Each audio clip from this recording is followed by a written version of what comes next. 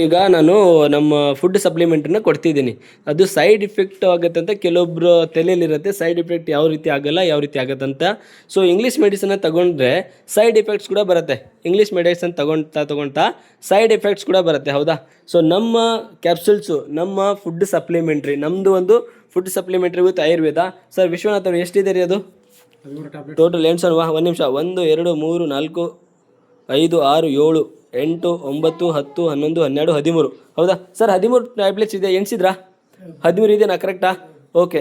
So Vishwanath ಅವರೇ, 13 ಟ್ಯಾಬ್ಲೆಟನ್ನು side effect ಯಾವ ರೀತಿ ಆಗಲ್ಲ, ಯಾವ ರೀತಿ ಯಾವ ಮೆಡಿಸಿನ್ ಸೈಡ್ ಇಫೆಕ್ಟ್ ಆಗುತ್ತೆ, ನಮ್ಮದು ಫುಡ್ ಸಪ್ಲಿಮೆಂಟ್ರಿ ಯಾಕೆ ಆಗಲ್ಲ ಅನ್ನೋದನ್ನು ನಿಮ್ಮ ಮುಖಾಂತರ ತಿಳಿಸೋಣ. ಸೊ ಯೂಸ್ ಮಾಡ್ಬೋದಾ? ಸೊ ಸ್ಟಾರ್ಟ್ ಮಾಡಿ. ಎಸ್ ಸರ್, ತಗೊಳ್ಳಿ.